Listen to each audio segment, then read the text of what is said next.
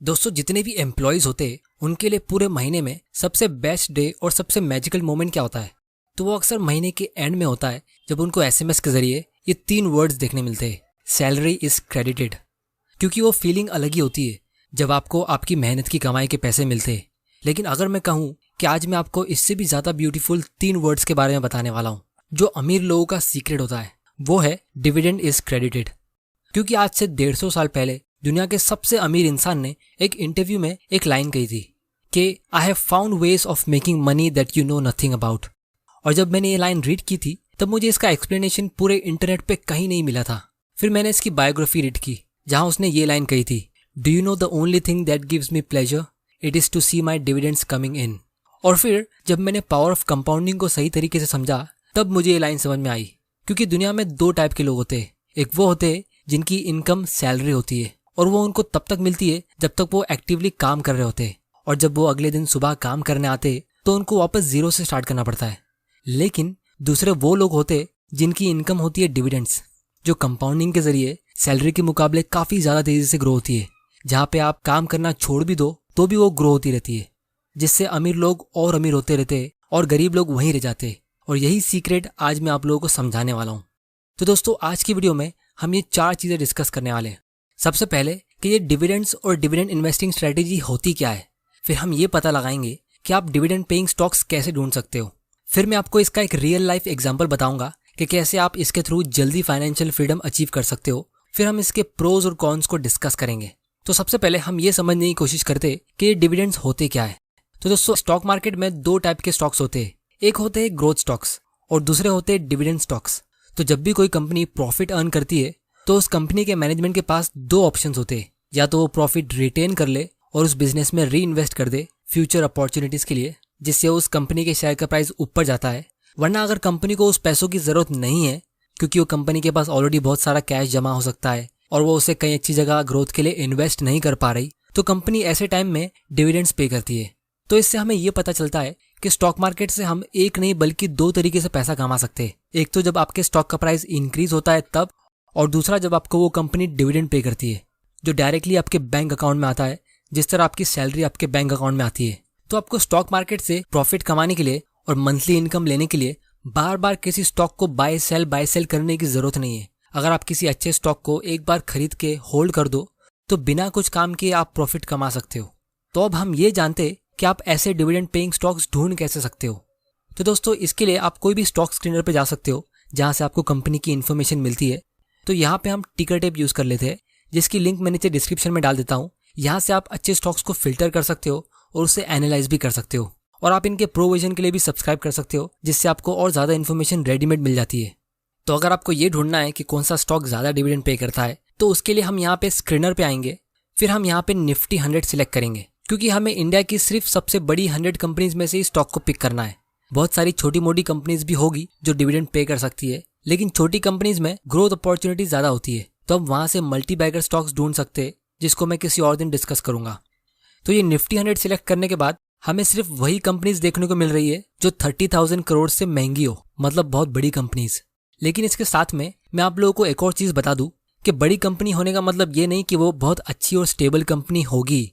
Stock market में आपको technical knowledge के साथ कॉमन सेंस भी यूज करना पड़ता है। जैसे अगर हम फिल्टर में डिविडेंड यील्ड सिलेक्ट करेंगे और यहाँ क्लिक करेंगे तो जो कंपनी सबसे ज्यादा डिविडेंड पे कर रही है वो सबसे ऊपर आ गई है। अब जिनको डिविडेंड यील्ड नहीं पता, इसका मतलब ये होता है कि कंपनी के शेयर प्राइस के मुकाबले कंपनी कितने रुपए का डिविडेंड पे कर रही है, तो परसेंटेज के फॉर्म में बताया जा रहा है। जैसे अगर कंपनी के शेयर का प्राइस 100 रुपया है और अगर कंपनी 3 रुपए का डिविडेंड पे करती है, तो इससे हमें ये पता चलता है कि इस कंपनी का 3% का डिविडेंड यील्ड है।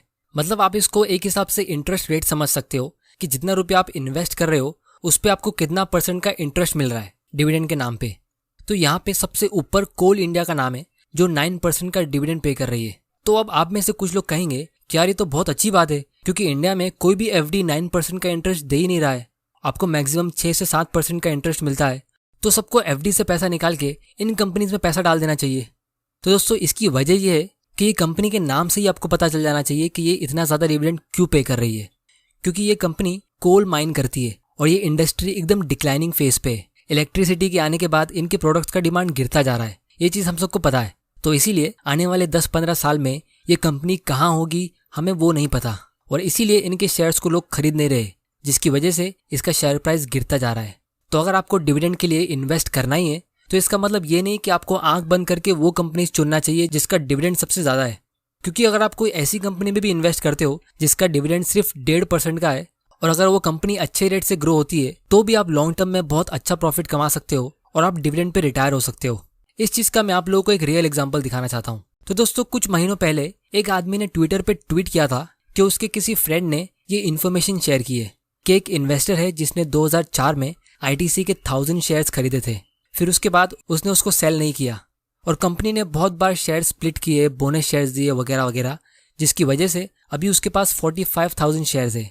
मतलब खरीदे थे सिर्फ 1000 शेयर्स, लेकिन अभी 45,000 शेयर्स है। और पिछले साल 2020 में ये इन्वेस्टर ने 4.5 लाख रुपए कमाया सिर्फ डिविडेंड इनकम पे। और फिर इस आदमी ने ये क्वेश्चन भी पूछा कि क्या कोई इसे कैलकुलेट करके बता सकता है कि 2004 में ITC का शेयर प्राइस कितना था, जिससे हमें पावर ऑफ डिविडेंड्स पता चल सके। तो आप लोगों को मैं इसका डिटेल समझाता हूँ। तो दोस्तों, 2004 में ITC का शेयर प्राइस ऑलमोस्ट 1000 रुपए का था। ये इन्फॉर्मेशन मैंने इस कंपनी की 2004 की एनुअल रिपोर्ट से निकाली, क्योंकि अभी इसका प्राइस बोनस शेयर्स और स्टॉक स्प्लिट की वजह से एडजस्ट कर दिया गया है। अब क्योंकि उस आदमी ने 1000 शेयर्स खरीदे थे, तो इसका मतलब ये है कि उसने ऑलमोस्ट 10 लाख रुपीस इन्वेस्ट किया होगा, और अभी उस इन्वेस्टर के पास 45,000 शेयर्स हो गए, क्योंकि कंपनी ने बहुत बार शेयर्स को स्प्लिट किया और बोनस शेयर्स गिफ्ट किए, जैसा कि आप इस चार्ट में देख सकते हो। और अगर आपको ये स्टॉक स्प्लिट और बोनस शेयर्स का कॉन्सेप्ट नहीं पता तो मैं इसे आने वाले वीडियोस में डिस्कस कर लूंगा। तो पिछले साल ये कंपनी ने 10 रुपया पर शेयर का डिविडेंड पे किया, जिसका मतलब ये है कि इस इन्वेस्टर को 4.5 लाख का डिविडेंड मिला, बिल्कुल जैसा उस आदमी ने ट्वीट किया था। अब दोस्तों, याद रखिए कि स्टॉक का जो प्राइस इंक्रीज होता है वो अलग बेनिफिट है, क्योंकि 45,000 शेयर्स की मार्केट वैल्यू आज के हिसाब से 92 लाख की होती है। मतलब उस इन्वेस्टर को जो 10 लाख रुपए से 92 लाख का ग्रोथ मिला है वो 15% का रिटर्न होता है। जबकि ITC का शेयर प्राइस फिलहाल बहुत गिरा हुआ है, लेकिन फिर भी जितना उसने इन्वेस्ट किया था उसको उसका आधा अमाउंट एक ही साल में मिल रहा है, सिर्फ एज ए डिविडेंड इनकम। और ये इनकम उसका हर साल ग्रो होता रहेगा, क्योंकि अगर ये कंपनी इसी 15% के रेट से फ्यूचर में ग्रो होती है तो सिर्फ 5 साल बाद उसके पोर्टफोलियो की वैल्यू डबल हो जाएगी, क्योंकि 15% के रेट से हर 5 साल में आपका पैसा डबल होता है। तो उसके इन्वेस्टमेंट की वैल्यू होगी 1,85 लाख, और 10 लाख रुपए का उसको सिर्फ डिविडेंड मिलेगा। मतलब जितना उसका ओरिजिनल इन्वेस्टमेंट था उतना इनकम ही उसे हर साल मिलता रहेगा। अब दोस्तों, ये तो सिर्फ एक वन टाइम इन्वेस्टमेंट था। इमेजिन करो कि इस इन्वेस्टर ने इन 16 साल में और ज्यादा इन्वेस्ट किया होता या अपने डिविडेंड्स को री इन्वेस्ट किया होता तो उसका पोर्टफोलियो कितना बढ़ गया होता। तो दोस्तों, अब हम इस स्ट्रेटेजी के प्रोज एंड कॉन्स को डिस्कस कर लेते हैं। तो सबसे पहला और सबसे बड़ा एडवांटेज ये है कि स्टॉक मार्केट से आप अपनी वेल्थ को काफी ज्यादा स्पीड में ग्रो कर सकते हो। अगर आप अपनी 20s में कोई हाई ग्रोथ और यंग कंपनी में इन्वेस्ट कर लेते हो तो जब आप अपनी 30s या 40s में पहुंचोगे तो वो कंपनी भी मैच्योर हो जाएगी और एक डिविडेंड पेइंग स्टॉक बन जाएगी। और इंडिया में ऐसी बहुत सारी कंपनीज अभी भी है जो फिलहाल ग्रोथ स्टेज में है, और इसीलिए इसमें इन्वेस्ट करने वालों की इनकम भी बहुत ज्यादा हाई रेट से ग्रो होती है। अब आप में से कुछ लोग मुझे कहेंगे कि ये बहुत रिस्की भी होता है क्योंकि इसमें पैसा डूबने का डर होता है, तो इसको भी हम डिस्कस करने वाले। फिर दूसरा बड़ा एडवांटेज ये है कि आप इसमें एक छोटे अमाउंट से भी इन्वेस्टमेंट शुरू कर सकते हो। एकदम कम एज में, जैसे 18 साल के होने पे ही आप स्टॉक्स खरीद सकते हो और स्टॉक इन्वेस्टिंग सीख सकते हो। सिर्फ 100 रुपया या 500 रुपये से भी आप इन्वेस्टिंग शुरू कर सकते हो। तो अगर आपको शेयर्स खरीदने के लिए एक इन्वेस्टिंग अकाउंट ओपन करना है तो नीचे डिस्क्रिप्शन की लिंक पे क्लिक करके आप फ्री में अकाउंट ओपन कर सकते हो। फिर तीसरा और सबसे बड़ा एडवांटेज इसमें यह है कि आपको इसमें डाइवर्सिफिकेशन करने मिलता है, क्योंकि रियल एस्टेट में अगर आप 50 लाख रुपए इन्वेस्ट करते हो तो आपको सिर्फ एक ही प्रॉपर्टी खरीदने मिलेगी, लेकिन यहाँ पे आप वही अमाउंट को 10-15 कंपनीज में डाइवर्सिफाई कर सकते हो। और दोस्तों, इसके अलावा डिविडेंड्स के और बहुत सारे बेनिफिट्स होते हैं जिसको हम डिटेल में आने वाले वीडियोस में डिस्कस कर लेंगे।